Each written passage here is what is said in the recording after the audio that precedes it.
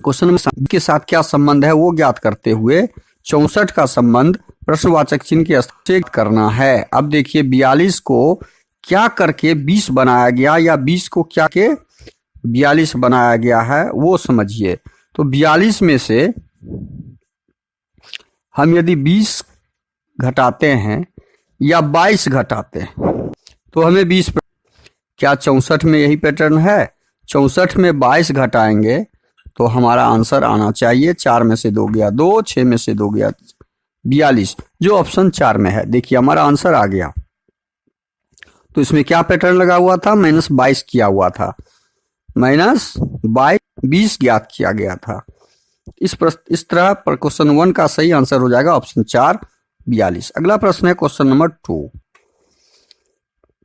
शब्द का संबंध इसके साथ क्या है उसी प्रकार तो का संबंध प्रश्नवाचक चिन्ह के स्थान पे क्या आएगा वो ज्ञात करना है। अब क्या किया है यहाँ पे DLOC को ECI में कन्वर्ट किया। देखिए यहाँ पे 4 शब्द है और पे 3, यहाँ 4 अक्षर है, यहाँ पे 3 अक्षर है। 4 अक्षर को 3 अक्षर में कन्वर्ट किया और उसी प्रकार TOH को 3 अक्षर को हमको कन्वर्ट करना है अगले प्रश्नवाचक चिन्ह के स्थान पे क्या आएगा उसके लिए। तो ये क्या किया है ये पहले समझ लीजिए। इसमें किया क्या है, इसमें किया क्या है ये, इस तरह के प्रश्न आजकल बहुत DLOC को एक वर्ड में कन्वर्ट किया COLD में। देखिए इसके क्रम को पलट के एक वर्ड बनाया गया कोल्ड, ठंडा। उसी प्रकार से इसके क्रम को बदल के ICE आइस बनाया गया बर्फ। तो हम इसी प्रकार TOH के क्रम को चेंज करेंगे तो HOT हो जाएगा। क्या हो जाएगा? हॉट। और हॉट में ऑप्शन से ढूंढना है कि कौन सा शब्द हॉट के अनुसार बनने वाला है। हॉट के अनुसार EAT को यदि TAE करेंगे, TAE ये कोई शब्द नहीं बनेगा, ATE कोई शब्द नहीं बनेगा, लेकिन यहाँ पे TEA एक शब्द बन रहा है जो चाय होता है और चाय गर्म होता है। जिस प्रकार कोल्ड आइस से संबंध है, मतलब बर्फ ठंडा होता है, उसी प्रकार चाय क्या होता है? हॉट होता है। तो हमारा TEA चाय बनेगा इस शब्द से, और चाय का यहाँ पे ऑप्शन 3 में दिया हुआ है।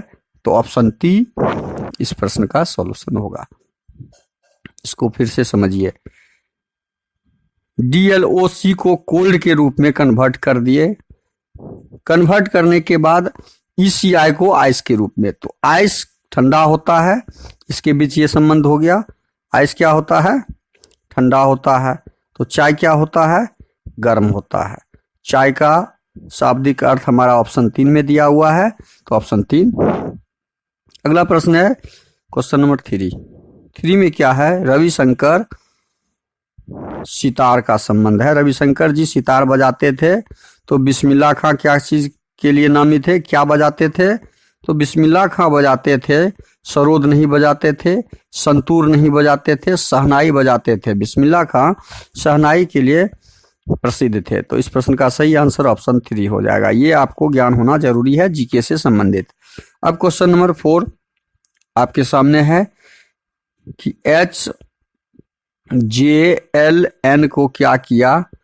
PRTV में कन्वर्ट किया। उसी प्रकार BDFH का हमें आंसर ढूंढना है। अब देखिए इसको क्या किया है, क्या इसमें पैटर्न है? 8 को 8 से प्लस किया तो 16 हो गया, +8। अब इसमें पैटर्न जो लगा हुआ है +8 का लगा हुआ है। देखिए जे होता है 10, 10 8 18, +8। हमने पैटर्न ढूंढ लिया, +8 का पैटर्न है। उसी प्रकार इसमें भी +8 का पैटर्न लगाना होगा, +8। तो 2 में 8 जोड़ेंगे तो 10 हो जाएगा। जे से शुरू होने वाला के वाला ऑप्शन तो होगा ही नहीं, बंद कट गया। 4 में 8 जोड़ेंगे तो 12, 12 क्या होता है? L। जे के बाद L वाला हमारा ऑप्शन। हम आंसर यहीं ढूंढ के निकाल कम बंद कर देंगे एग्जाम में, हमें आगे प्रोसेस में नहीं जाना है एग्जाम में। लेकिन अभी यहाँ पे हमें पूर्ण जानकारी लेना जरूरी है। प्लस 8 करेंगे, 6 में 8 14, 14 होता है n, 8 में 8 जोड़ेंगे तो 16, 16 होता है p। तो हमारा सही आंसर ऑप्शन 2 हो जाएगा। अगला प्रश्न क्वेश्चन नंबर 5, भारत का संबंध आम के साथ है। तो भारत का आम राष्ट्रीय फल है, तो न्यूजीलैंड का राष्ट्रीय फल क्या हो जाएगा? न्यूजीलैंड का राष्ट्रीय फल सेब नहीं है, अंगूर नहीं है, कीवी होता है। तो इस प्रश्न का सही आंसर ऑप्शन 2 हो जाएगा। अगला प्रश्न है क्वेश्चन नंबर 6। क्वेश्चन नंबर 6 में क्या है? भी जेड एस को ई ए एच में कन्वर्ट किया है, उसी प्रकार प्रश्नवाचक चिन्ह को जे एफ एम में कन्वर्ट किया। अब हमें ज्ञात करना है ई से भी के रूप में। अब नीचे से ऊपर ही जाते हैं, तो 5 को कन्वर्ट किया किसमें? 5 चेंज किया है 22 में। 5 किस में चेंज किया? 22 में। देखिए ठीक उल्टा क्रम है, ये इतना गैप जो ए जेड में किया, ए टू जेड एच एस, ये ठीक उल्टा क्रम है। इसमें क्या लगा हुआ है? उल्टा स्थानीय मान लगा हुआ है, उल्टा रूप लगा हुआ है। भी का उल्टा ई, जेड का उल्टा ए, एस का उल्टा एच होता है। उसी प्रकार जे का उल्टा, एफ का उल्टा, एम का उल्टा हमें ज्ञात करना है। उल्टा का मतलब होता है उल्टा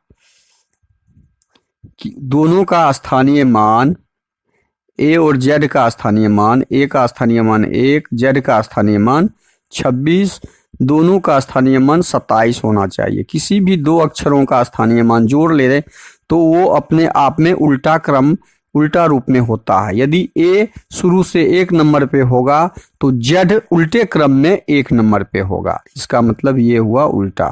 अब मान लीजिए सी का 3, तो एक्स कितना? 24, तो सी का ठीक उल्टा एक्स होता है, क्योंकि दोनों का स्थानीय मान का योग 27 होता है। ये हमेशा ध्यान रखिए। उल्टा सब रूप ज्ञात करने का यही तरीका है वर्णमाला में, और बहुत आसान तरीका है। जे, अब जे का उल्टा क्या हो जाएगा? यहाँ पे जे का उल्टा होता है, जे होता है 10 नंबर पे, तो 27 कितना जोड़ने से होगा? 17, क्यू, मतलब प्रश्नवाचक चिन्ह क्यू वाला से शुरू होगा। तो एन हमारा आंसर में होगा ही नहीं, तो ऑप्शन 2 यहाँ पे खत्म हो गया। अब एफ जो हमारा होगा 6 नंबर पे, तो 21 नंबर पे क्या होता है? यू, और क्यू और यू हम आंसर यहीं पे खोज लिए। ऑप्शन 3 हमारा सही आंसर हो जाएगा। एग्जाम के लिए हम इसके आगे प्रोसेस नहीं करेंगे, बस एग्जाम में हमें कुछ सेकंड में आंसर देना होता है। ये हम इस तरीका से आंसर ढूंढ लिए एग्जाम में। इसके आगे हम नहीं जागते हुए सीधा आंसर पे टिक ला के आगे बढ़ जाएंगे, लेकिन यहाँ पे पूर्ण जानकारी आपका बेसिक होना जरूरी है। एम का उल्टा होता है एन, तो हमारा आंसर क्या हो गया? क्यू यू एन, जो ऑप्शन 3 में दिया हुआ है। क्वेश्चन नंबर 6 का सही आंसर हो जाएगा ऑप्शन 3। अगला प्रश्न है क्वेश्चन नंबर 7। क्रिसमस का संबंध प्रश्नवाचक चिन्ह के स्थान पे और प्रश्नवाचक चिन्ह के स्थान पे भी। क्रिसमस में क्या किया जाता है? ईसाई या मुस्लिम? नहीं, क्रिसमस ईसाई से संबंध है, लेकिन क्रिसमस एक त्योहार है ईसाई धर्म का। काजू नहीं, जीसस नहीं, हाँ नहीं, केक, क्रिसमस के दिन केक काटा जाता है। देखिए क्रिसमस के दिन क्या किया जाता है? केक काटा जाता है।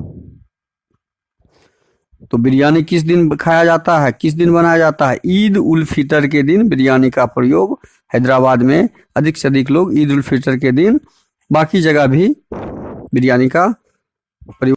इस प्रकार क्रिसमस का संबंध केक से है, उसी प्रकार ईद उल फितर का संबंध बिरयानी से है। तो इस प्रश्न का सही आंसर ऑप्शन 4 हो जाएगा। अगला प्रश्न है क्वेश्चन नंबर 8। लुप्त संख्या ज्ञात करना है। देखिए नया पैटर्न पे प्रश्न है, यहाँ पे प्रश्नवाचक चिन्ह दिया हुआ है। इस पैटर्न को कैसे कंप्लीट किया जाएगा और अलग से पैटर्न बनाते हुए इसका आंसर ढूंढना है। इसमें देखिए बड़ी संख्या 28 दिया हुआ है, 11 और 28 7 4, कैसे इस तीनों को जोड़िए तो 28 हो रहा है। तो 11 4 15, 15 और 7 22 हो रहा है। 28 नहीं हो रहा, तो इसका मतलब है ये पैटर्न इसमें नहीं लग रहा है। इसमें पैटर्न क्या लग रहा है? इसमें पैटर्न लग रहा है 28 क्या किया गया, 11, 7 और 4 को गुना किया तो 7 चौके 28। देखिए क्या हुआ इसमें, 7 और 4 को गुना किया तो हमें ये प्राप्त हो गया। डब्बा नंबर 1 में क्या किया है, 7 गुना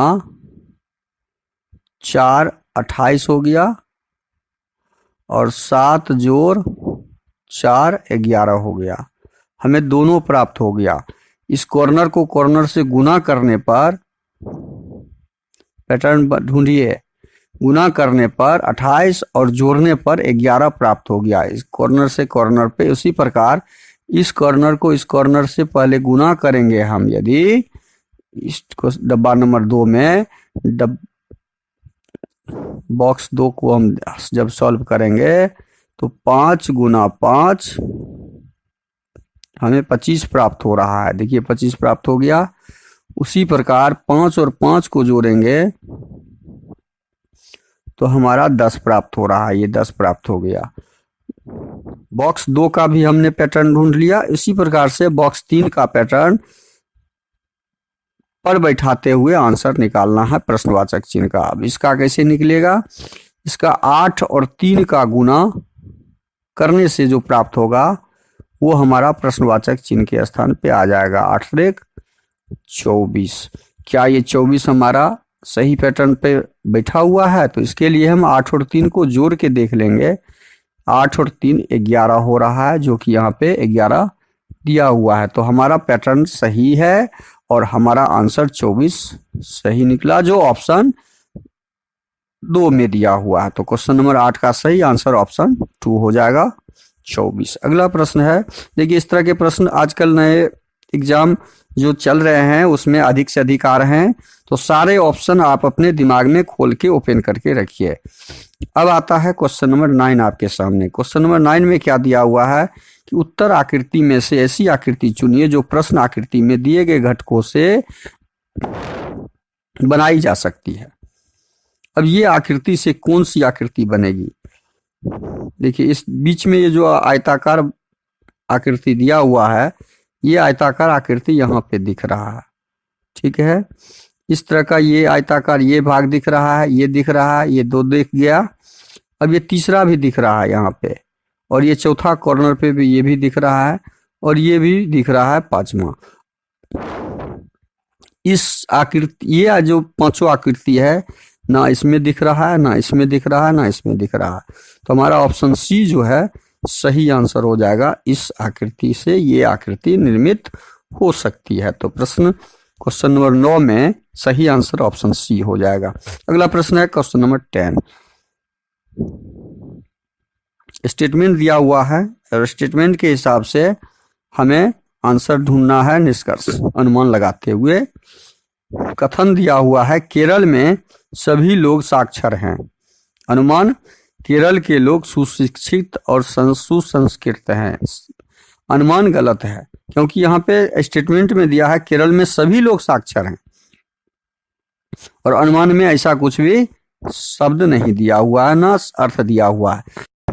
अब दूसरा अनुमान हम देखते हैं। अनुमान, केरल के लोग परिश्रमी और निष्ठावान हैं। ऐसा कुछ भी स्टेटमेंट में नहीं दिया है, परिश्रमी और निष्ठावान है। तो इस तरह हमारा अनुमान, दोनों अनुमान स्टेटमेंट के अनुसार गलत है। तो इस प्रश्न का सही आंसर क्या हो जाएगा? ना 1 ना 2 में से कोई निहित नहीं है। ये ऑप्शन 4 हमारा सही हो जाएगा। क्वेश्चन नंबर 10 का सही। सारे अति महत्वपूर्ण प्रश्न थे। वीडियो शुरू से अंत तक जरूर देखिए। वीडियो अच्छा लगे तो लाइक कर दीजिएगा, कमेंट जरूर कीजिएगा, साथ में बेल आइकन को ऑल सेट पे जरूर डाल दीजिए। चैनल पे नए आए हैं तो कृपया करके प्लीज सब्सक्राइब जरूर कर लीजिए। अपने दोस्तों को अधिक से अधिक शेयर भी कर दीजिए। बेल आइकन को ऑल सेट पे जरूर डाल